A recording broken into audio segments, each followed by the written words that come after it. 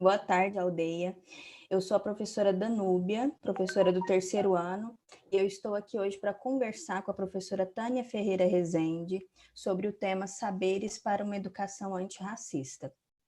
Bom, a necessidade desta aula pública surgiu de um projeto que está em andamento nas turmas de terceiro ano. Nós estamos conversando com as crianças sobre filosofias e saberes africanos.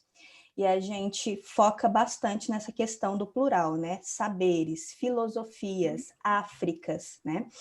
E o objetivo é apresentar uma África inspiradora, sem os estereótipos tão conhecidos da miséria, da pobreza, da passividade.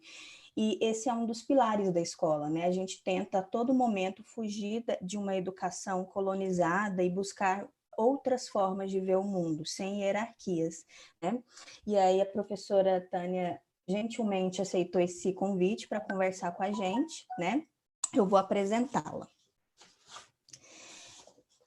A professora Tânia possui licenciatura em Letras, Português e Inglês, mestrado em Letras e Linguística pela Universidade Federal de Goiás e doutorado em Estudos Linguísticos pela Universidade Federal de Minas Gerais.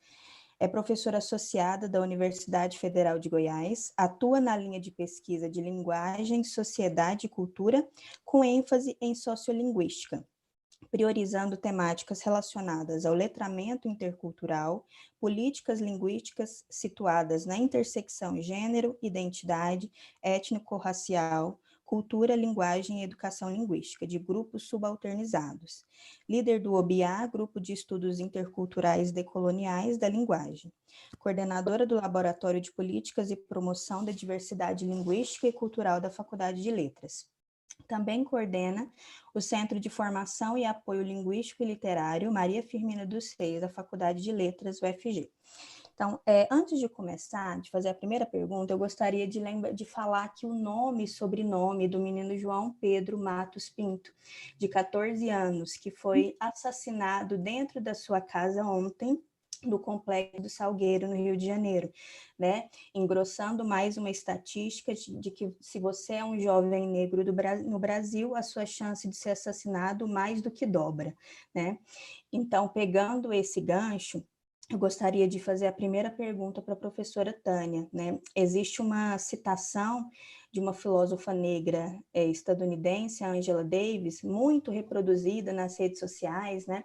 Que diz que em uma sociedade racista não basta não ser racista, é preciso ser antirracista. Então, levando em consideração esse gancho, e o tema dessa aula o que a senhora poderia dizer, o que é ser antirracista, professora? Muito obrigada pela oportunidade, né, de estar aqui falando para vocês. Eu quero agradecer e sobre essa temática, né, a sua apresentação tão generosa. Muito obrigada.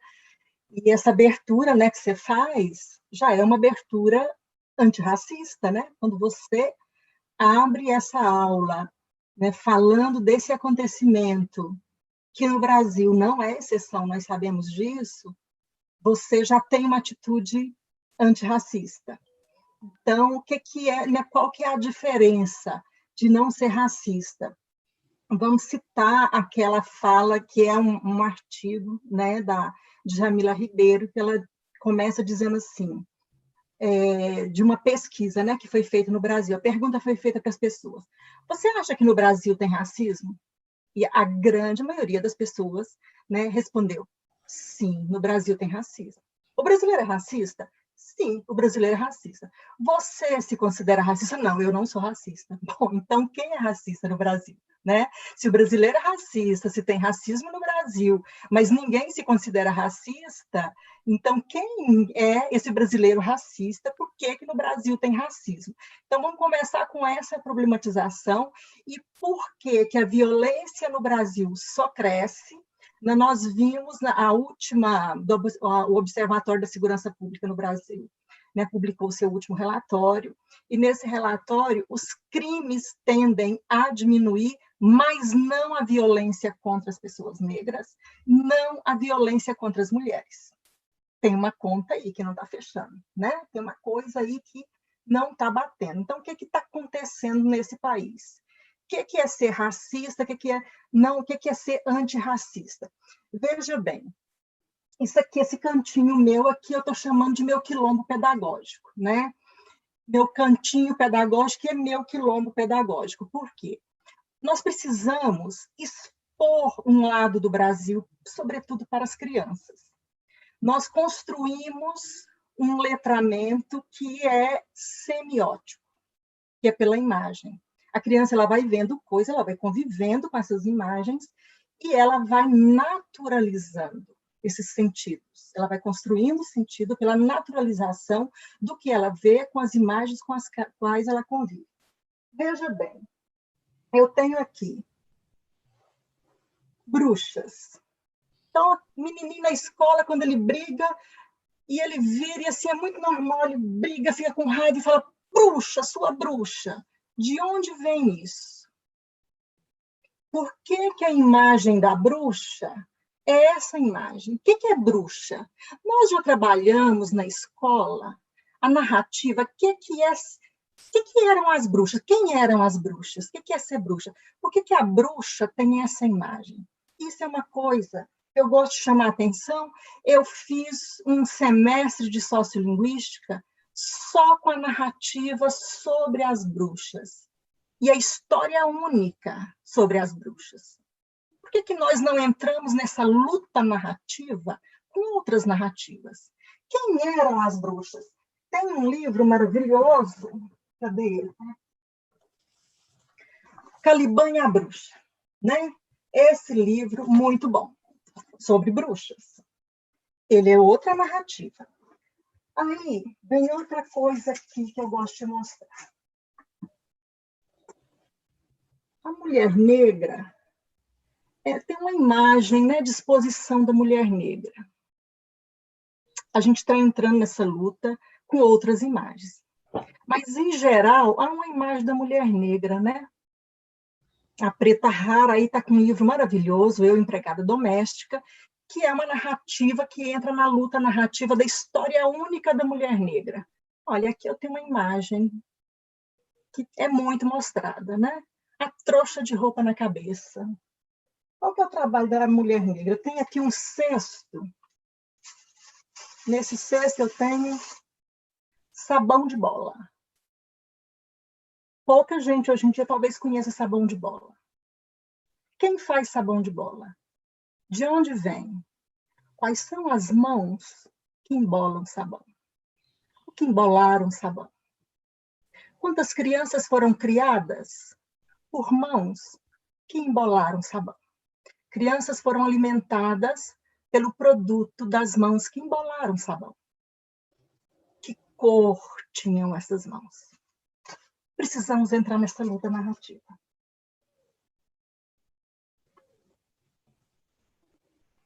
Maria Grampinho. Tem nome e sobrenome.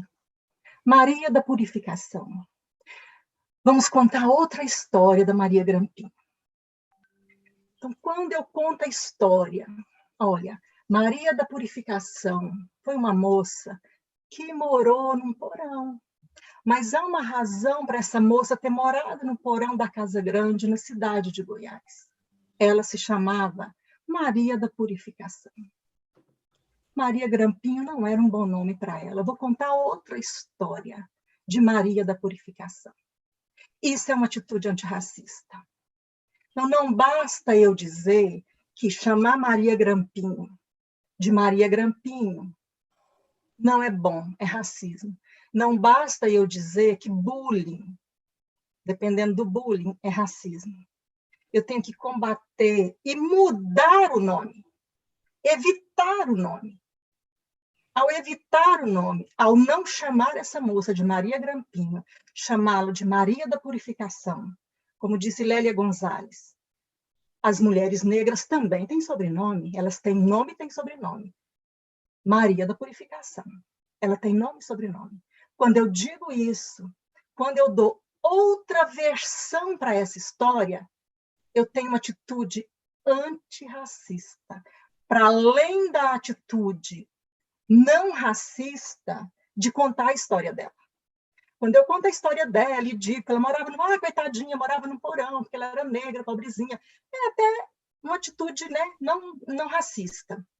Mas ela não é antirracista. Se eu deixo de chamá-la de Maria Granquinho e passo a chamá-la de Maria da Purificação e mudo a história dela, eu não estou mudando, eu não estou revisando a história. A história dela continua a mesma. Eu estou mudando o modo como eu vejo a história dela. Eu estou mudando o modo como eu narro e conto essa história. Essa é uma atitude antirracista. O antirracismo é eu combater, eu não me silenciar. Porque o silêncio, ele é conivente, ele é cúmplice do racismo. Eu posso não ser racista, não agredir ninguém, não ofender ninguém, mas o meu silêncio é racista. A minha omissão é racista, porque ela é cúmplice do racismo. Eu não estarei sendo antirracista se eu não tiver uma atitude de combate ao racismo. Se eu não mudo o modo de apresentação do corpo negro, sobretudo da mulher negra, se eu continuo presenteando as pessoas com artesanatos que expõem o corpo da mulher negra subalternizado, como se toda mulher negra só soubesse fazer isso. Angela Davis tem outra imagem. Lélia Gonzalez foi uma grande intelectual. Conceição Evaristo é uma grande intelectual. Eu posso presentear com um livro de Conceição Evaristo. Olha, eu tenho aqui Olhos d'Água, olha que lindo. Eu vou substituir, é um artesanato bonito, do Cerrado? É, mas eu posso substituir por Olhos d'Água, que aí eu estou mostrando o protagonismo de uma mulher negra, uma intelectual. É um livro de uma mulher negra, uma intelectual. É diferente. É uma atitude antirracista se eu contar para as pessoas. Eu tenho aqui, Danube, meu balaio de livros, está aqui do meu lado. O meu balaio de livros. Eu vivo com o meu balaio de livros aqui do meu lado. E eu tenho aqui do meu lado o livro da... Eu só preciso achar, que é muito livro. Tudo de mulher preta. E é muito livro, não é pouco. Eu tenho aqui Úrsula, Maria Firmina dos Reis. Úrsula de Maria Firmina dos Reis é o primeiro romance abolicionista brasileiro. Maria Firmina dos Reis é a primeira mulher a publicar um romance no Brasil. Por que não contar essa história? Uma grande intelectual, mulher negra, século XIX, muito antes da abolição da escravatura, essa mulher, professora, escritora, publicou um romance, que é o primeiro romance abolicionista. Me desculpem os abolicionistas aí, os que defendem Castro Alves, Bernardo Guimarães, me desculpem, mas a primeira abolicionista do Brasil é Maria Firmina dos Reis, é a mulher negra. O primeiro romance é Úrsula. Esse romance é maravilhoso. Úrsula é a protagonista, é uma mulher de fibra, uma mulher firme. Preta Suzana, que está aqui, é uma mulher preta. Ela divide o protagonismo com Úrsula. A mãe de Úrsula é uma mulher, ela morre numa cama. Mas é uma história linda. Por que não discutirmos Úrsula? Por que não falar de Úrsula? Por que não falar de Maria Firmina dos Reis? A forma com que a crítica enterra por muito tempo esse livro é racismo. Quando as mulheres negras entram para a universidade, para a literatura, e fazem teoria, e fazem crítica literária, eu vou citar Fernanda Miranda, uma grande crítica literária, Fernanda Miranda, ela dá outro lugar a Úrsula, ela dá outro lugar a Maria Firmina dos Reis. Isso é uma atitude antirracista dentro da academia. É não racismo você falar que tem uma mulher negra chamada Maria Firmina que fez um livro.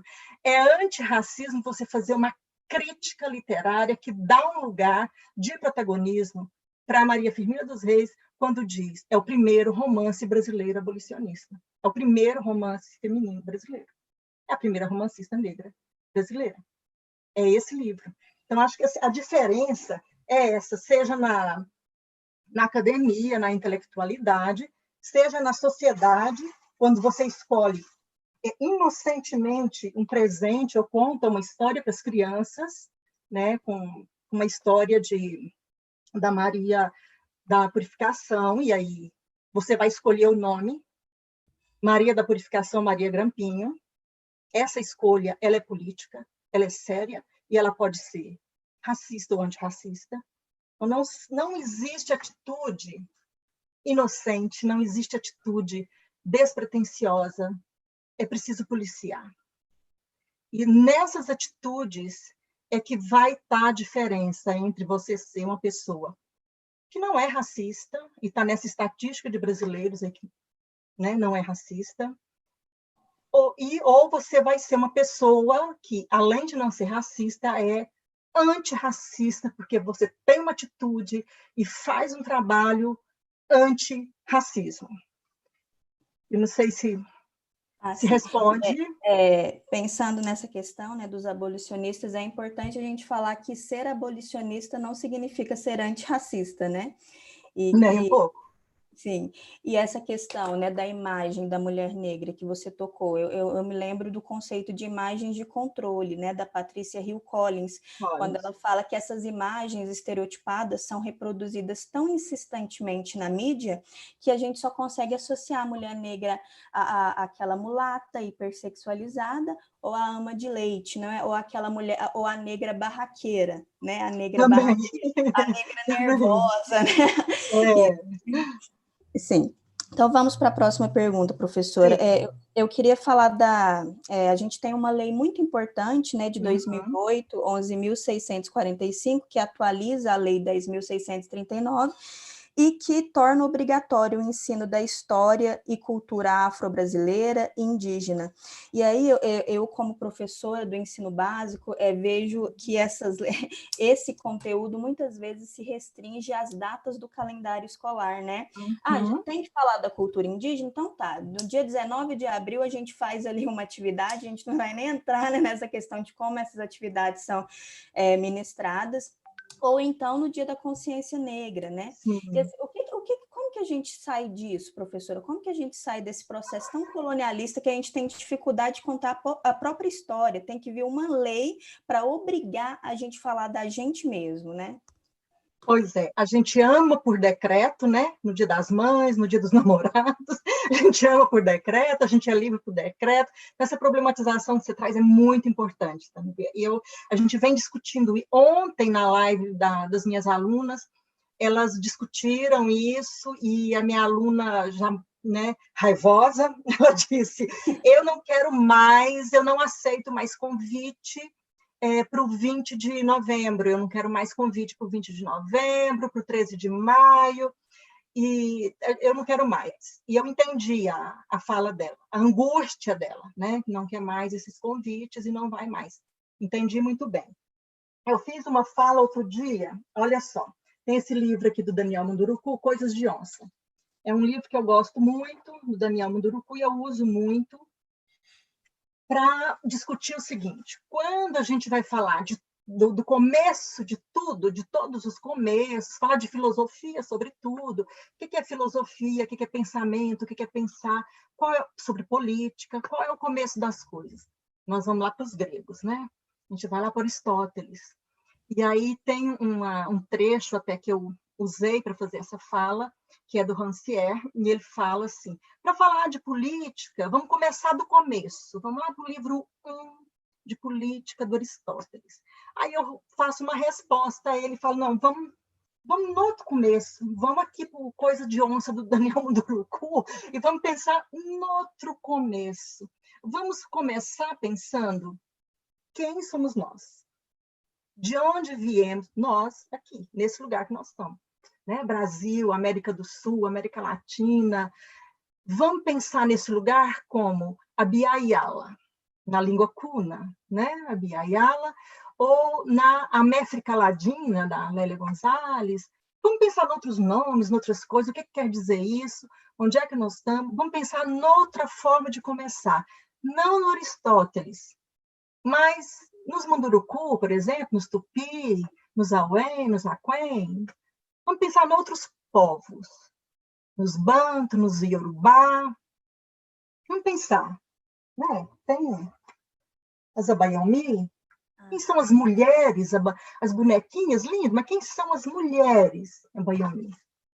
Né? Esse nome é Yorubá. Quem são elas?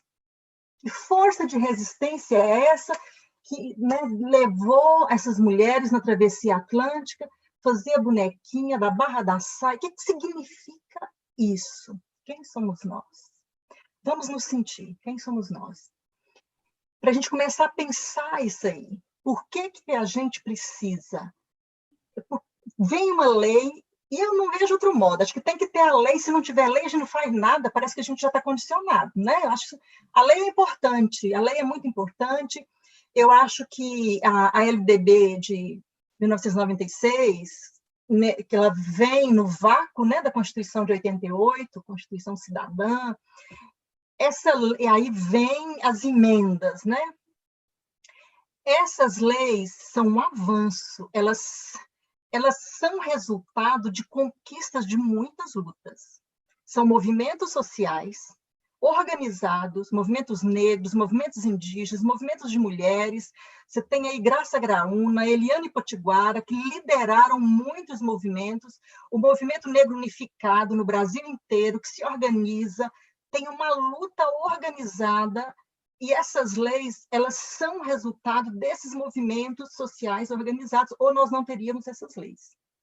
Nesse momento, no Congresso, a comissão de heteroidentificação, né, das cotas está sendo discutida para ser derrubada. Está nesse momento em discussão para ser derrubada.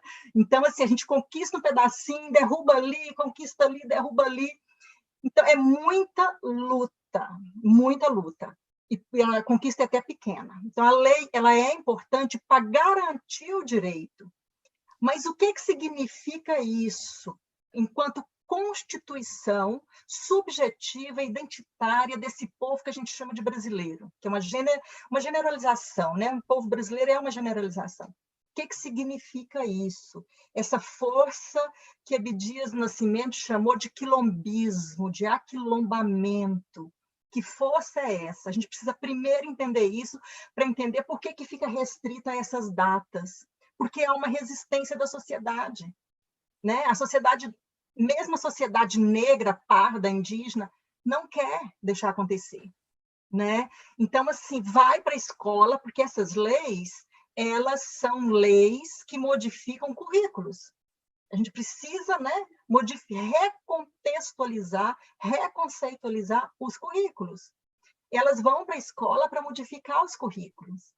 E aí, não, então a gente dá um cantinho. Eu volto a citar a Preta Rara com o livro dela, Eu, Empregada Doméstica. Ela diz assim, aí ela pega aquele rótulo, né? O quase da família, a empregada doméstica, para que ela não tenha resguardado os seus direitos, ela é sempre a quase da família. Não é uma profissional, porque se ela for uma profissional, ela tem os seus direitos resguardados. Essa é uma categoria de análise interessante, quase da família, que é o que acontece também com os nossos direitos no currículo, né? Então, as leis, elas chegam, e no currículo, esses direitos, eles ficam ali como quase da família. Ele é o quase da família, ele não é um direito resguardado. E aí, tá, não, então, a gente põe aqui no PPP, e aí, esse negócio de negro aqui, Lei 10.639, no 20 de novembro, põe aí, faz alguma coisa, no 13 de maio, é um cumprimento de protocolo, entendeu? Não é um reconhecimento de direito. O índio, põe aí no 19 de abril, né? E aí chama no dia 19 de abril, pinta os menininhos, é o que eu estou falando da questão da leitura semiótica, né? A criança vai vendo, não, então vamos pintar. É horrível isso, gente. É horrível. É horrível. Que cantinho no currículo está sendo reservado a um povo que é originário dessa terra. A um povo, em se tratando da população negra, a um povo que foi sequestrado, traficado e que foi submetido a um trabalho escravo para enriquecer um grupo pequeno de gente que está rica até hoje. Que cantinho. O quase da família é menos que quase da família. É absurdo. E quando você vê no IBGE, mais da metade da população se autodeclara negra, que é preto ou pardo. E você tem um grande contingente aí que agora está se declarando indígena também, mesmo estando fora da aldeia, mesmo não estando aldeado, se declara indígena. E não pode entrar a sua cultura, a sua identidade, a sua epistemologia, que eu acho mais grave, a sua epistemologia não pode entrar no currículo. Por outro lado, eu vou fazer uma defesa também da escola, que eu acho assim, a gente condena muito a escola. E eu não gosto de condenar a escola. A escola não tem um preparo epistemológico, nem pedagógico, para lidar com isso. Não há uma formação, não há um preparo. Quando eu falo de epistemologia, eu estou falando de conhecimento, de filosofia, de pensamento, de um saber. Quais são os saberes indígenas? Né? Vamos conversar com os professores, com as professoras. Quais são os saberes indígenas que circulam entre nós? Quando eu falo de conhecimento, eu falo do conhecimento que circula na escola, que veio para o livro didático, que veio para o currículo, de onde que veio, quais são esses conhecimentos. É com esses conhecimentos que todo mundo lida. E aí eu quero que seja reconhecido o conhecimento indígena e o conhecimento afro-brasileiro. Mas quais são eles? As pessoas têm acesso? Entende? É muito complexo. A coisa é muito mais complexa do que a gente pensa. Então, daí que nós defendemos, junto com na defesa, na elaboração das diretrizes, nós defendemos também o direito do notório saber, mas não esse notório saber que virou essa palhaçada que virou aí, mas o notório saber que é o que seria esse notório saber que nós defendemos nas diretrizes. O direito dos mestres dos saberes tradicionais, indígenas e quilombolas, de darem aula nas escolas, para a gente ter acesso a esse conhecimento.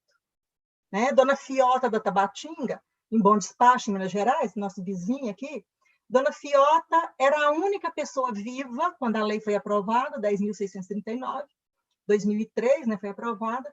Dona Fiota era a única pessoa viva na Tabatinga que conhecia a língua da Tabatinga, língua de origem banto. E decidiram, Dona Fiota vai dar aula na escola e vai ensinar a gíria da Tabatinga na escola, porque ela sabe a língua e essa língua tem que ser ensinada para não se perder.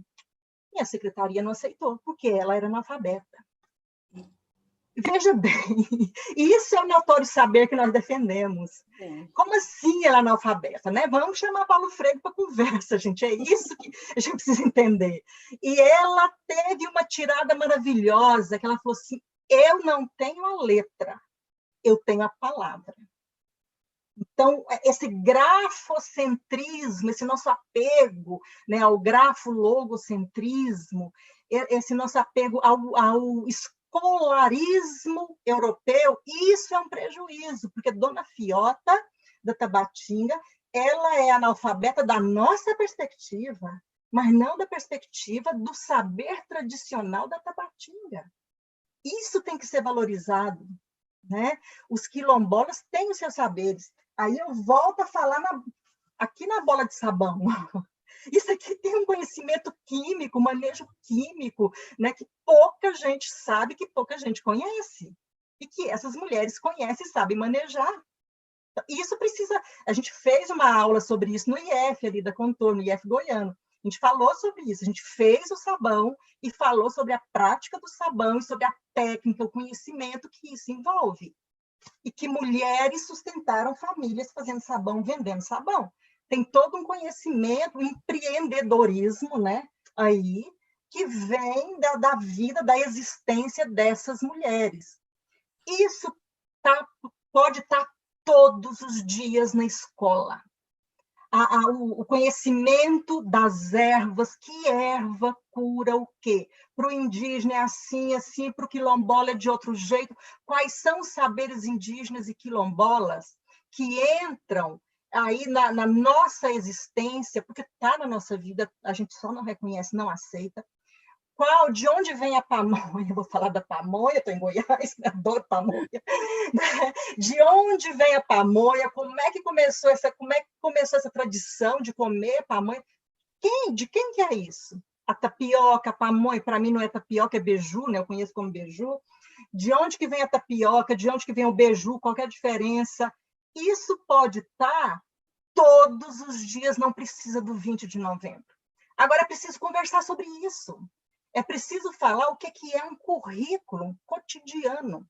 O que é um currículo, diretrizes de documento, projeto político-pedagógico de documento, e o que é um currículo cotidiano. O que é uma criança cair, machucar, e você colocar uma erva de Santa Maria em cima, o que significa isso? O que é a benzeção? A vida cotidiana, o que significa a avó contar história? A gente está perdendo isso, não pode perder, né? Que é o que o Daniel Munduruku fala aqui, que eu chamo de outro começo. O Daniel Munduruku fala de sentar à beira da fogueira e os mais velhos, as mais velhas, contarem histórias para os mais novos.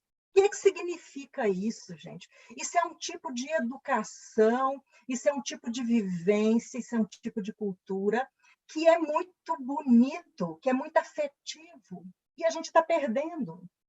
Isso não é só de indígena, isso era nós também, nós estamos perdendo. Então, o mais a avó, o vô, o tio mais velho, tem coisa, tem sabedoria para passar para as crianças, e nós não estamos tendo esse momento da vivência das crianças com os mais velhos.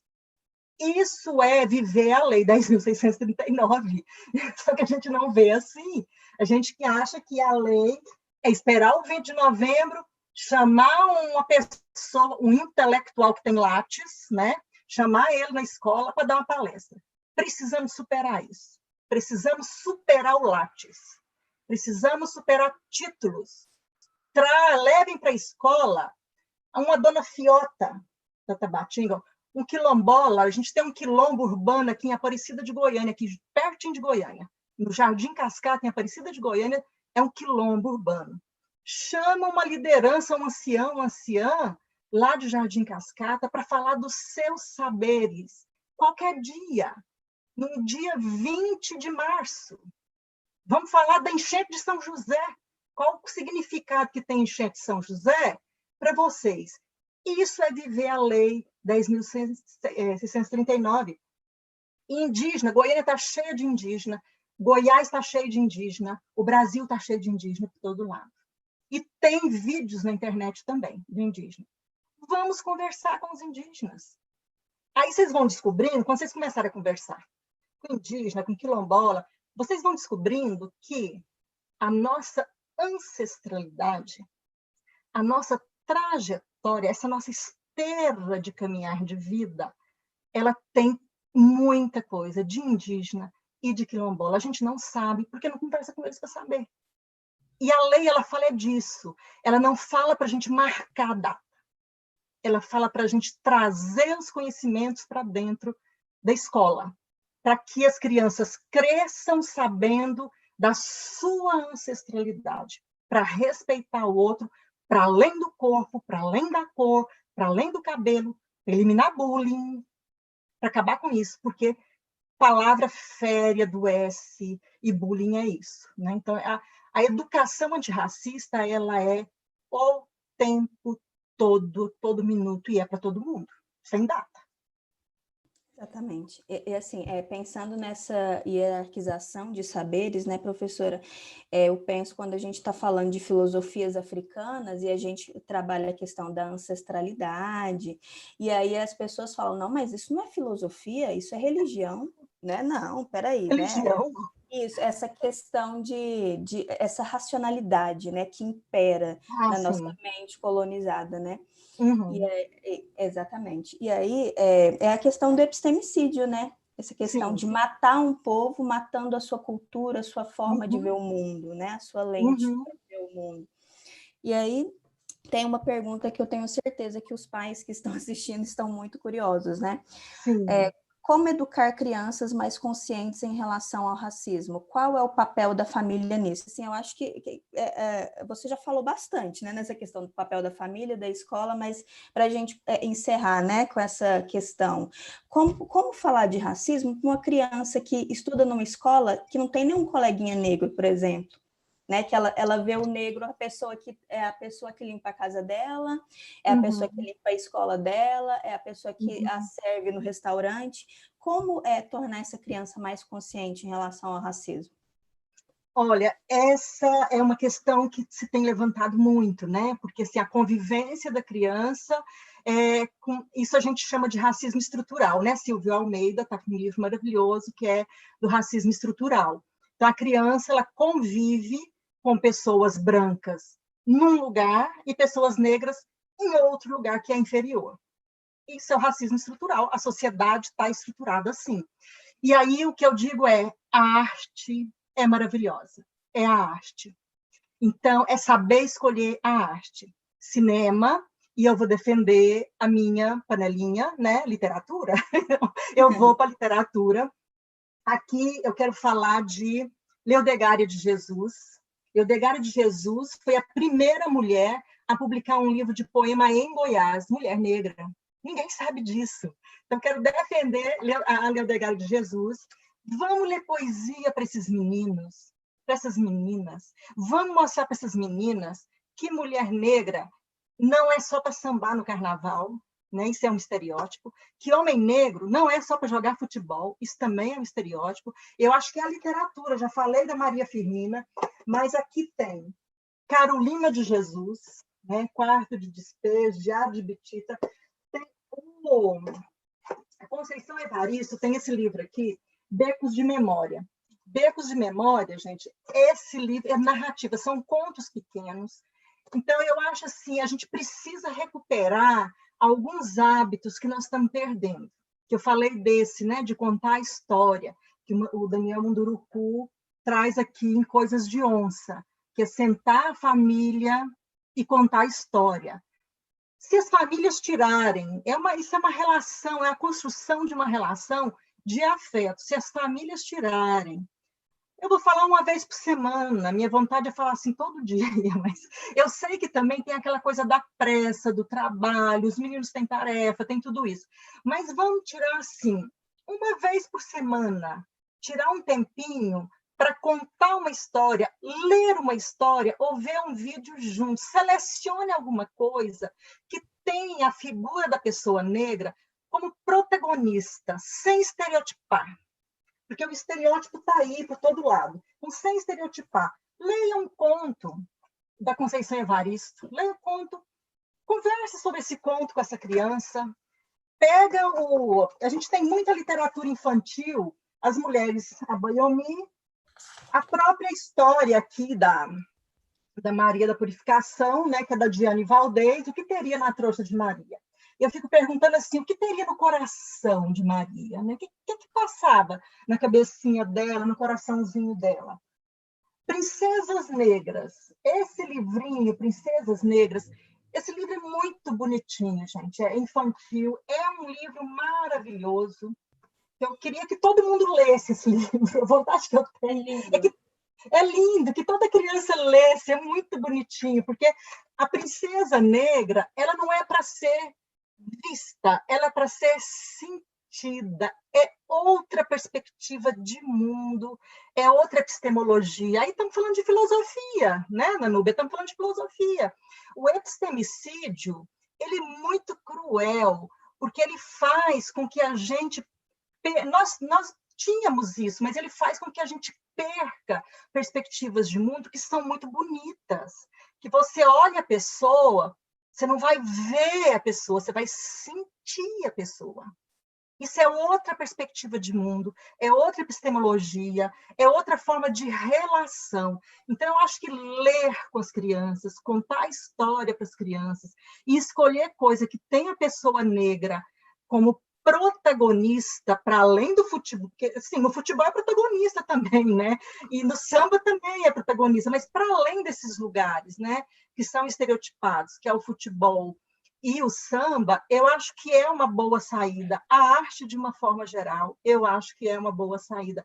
E conversar mesmo, sabe? Conversar e conversar mesmo. E problematizar, né? Essas meninas estão trabalhando aqui na limpeza porque elas não tiveram ainda oportunidade, mas se elas tiverem, elas têm inteligência como outra pessoa qualquer para chegar em outro tipo de profissionalização. Eu acho que esse tipo de problematização é muito importante, porque a gente pensa assim, quem trabalha num serviço de limpeza, de gari ou qualquer outro trabalho que é digno, mas é um trabalho inferiorizado socialmente, é porque a pessoa tem uma inteligência menor que as outras. Não, não é. A gente precisa conversar sobre isso. Não é uma questão cognitiva, nem de inteligência, de nenhum tipo de capacidade, né? Não é isso, não é discapacidade. Acho que isso precisa ser conversado mesmo. Criança não é a criança não é racista, porque o racismo é construído socialmente, né? Então a criança não é racista. Esse racismo ele é construído. Se ele é construído, ele pode ser desconstruído, ele pode ser impedido de ser construído. Eu acho que a questão da família e também na escola é de ser falado francamente. A criança é capaz de entender isso, é falar francamente. No meu entendimento, é por aí. Sempre acho que a arte salva, principalmente a literatura. Com certeza. E uma coisa que a gente sempre usa na escola, né, para fazer com que as crianças entendam essa questão, é de que a gente fala para elas, imagina uma corrida, né, que alguns começam geralmente a 20 metros, tem esse privilégio, né, de começar na frente, né? E aí a gente vai tratando essas questões, né, das oportunidades, do abismo social que existe no Brasil. Por quê que na escola não tem tantas crianças negras, né? O que acontece? O que impede a entrada dessas crianças? Isso. Porque que é aquela questão do teste do pescoço, né? Você estica o seu pescoço para ver quantos negros estão no hospital, exercendo quais funções, na escola, né, em todos os ambientes sociais. E aí eu penso também da importância, professora, do letramento racial, né, das pessoas entenderem isso. O que é racismo estrutural? Porque muitas vezes a compreensão de racismo ela fica muito restrita à questão da injúria racial, né? Você pede um exemplo de racismo, chamou fulano de macaco, né? E aí não percebe a hierarquização racial que existe em todas as esferas da sociedade, né? Entender o que é necropolítica, né? Para perceber por que é mais fácil um jovem negro ser assassinado do que um jovem branco.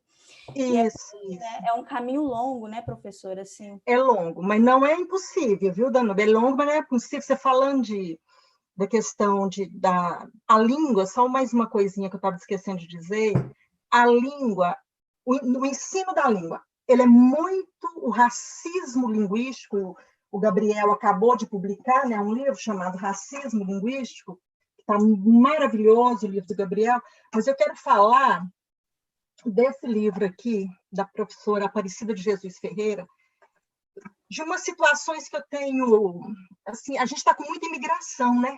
Gente para lá, gente para cá, muita imigração, e eu tenho presenciado umas coisas, principalmente quando eu estava na coordenação da graduação, isso me chamou atenção, e o Gabriel ele traz um exemplo no livro dele que me fez rememorar essas dores, né, que eu vivi na coordenação, que é a questão da correção da pronúncia. Gente, olha o que significa uma correção de pronúncia, prestem atenção nisso, porque é racista. A correção da pronúncia, ela é racista. Ele traz acho que ele traz o exemplo de Warren no inglês, eles trabalham em inglês, a Cida Ferreira e também o Gabriel, são da área de inglês. Isso se aplica também ao português. E eu me lembrei de uma situação que eu vivi, não com Warren, mas com Very. O rapaz foi discriminado porque ele falava very. O rapaz falando inglês, falante nativo de inglês, aqui em Goiânia, sendo discriminado porque ele falava very, ou seja, ele não palatalizava o R ao falar inglês. Eu falei, como assim, gente? Um goiano está corrigindo um falante nativo de inglês. Mas veja bem, ele tinha que falar very, não very. Ocorre que o rapaz é indiano, e na Índia existe variação linguística, as pessoas ainda não sabem que toda língua varia, existe variação linguística no tempo, no espaço, na sociedade. Quando você corrige, um indiano não fala very, ele fala very. Quando você corrige a pessoa e diz para ela que o certo não é very, é very, você está dizendo que a melhor pronúncia é a de determinado lugar e não de outro. Você está dizendo que Não, não só que a pronúncia da Índia é inferior, mas que a Índia é inferior aos Estados Unidos. Entende? Então, assim, a língua, ela é um instrumento de racialização, ela é um instrumento de racismo. A gente prestar atenção nisso, tá? Então, quando você diz que falar porta é mais feio do que falar porta, você está dizendo que os lugares onde se fala porta são inferiores aos lugares onde se fala porta, ou porta, né? Acho que porta é mais prestigioso do que porta, sei lá. Mas o fato é que não é a correção de pronúncia, ela não é uma correção de norma. Ela é evada de poder, ela é racista. Você está dizendo que onde se fala A é superior a onde se fala B. Muito cuidado com isso. Então, acho que a questão não é corrigir, é dizer, em tal lugar se fala assim, em tal lugar, é mostrar a variação da pronúncia, mas não corrigir. Porque isso me cortou, o menino já estava humilhado, cabeça baixa, eu tentando levantar, tentando mostrar para o menino que, assim, que Goiânia era um lugar bom para ele viver, que ele ia se dar bem aqui, e ele passou por uma situação muito humilhante de racismo linguístico, por uma pessoa que não é nem falante nativo da língua, nem nada, não é do lugar, se não é que o nativismo linguístico é superior, não é isso, mas é que, assim, a gente, além de corrigir português, a gente vai corrigir a língua dos outros também. Agora é assim, a superioridade é tanta que corrige até, né, a fala. Então, o racismo linguístico é dolorido, o menino tava, eu fiquei muito mal de assistir, você imagina ele que sentiu a coisa, né, que passou pela dor do racismo. Então, é muito triste, a gente tem que ter cuidado com isso, evitar isso. Isso aconteceu no inglês, mas isso acontece no espanhol, já vi também situações ruins no espanhol, e isso acontece no português o tempo todo, né? Assim, seu português é muito ruim, seu português é...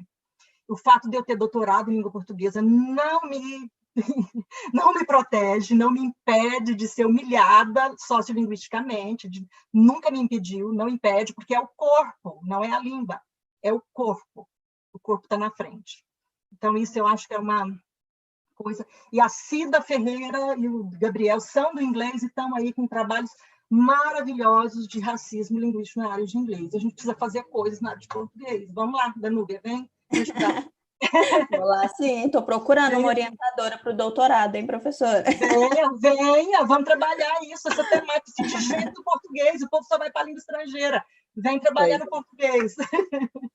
E assim, são as diversas violências, né, que são sutis, né, sutil para quem está praticando, né, porque para quem está recebendo não é sutil, como você bem falou. E assim, professora, eu quero agradecer imensamente, tá, em nome da Escola Aldeia, pela conversa, pela disponibilidade, por você compartilhar os seus conhecimentos com a gente, e isso vai ser discutido em sala, vai ser discutido entre a equipe, né, porque a gente está buscando isso, né, novas formas de educar, a gente não pode ficar parado no tempo, né, então é isso, muito obrigada, viu? Eu que agradeço imensamente, muito obrigada. Obrigada.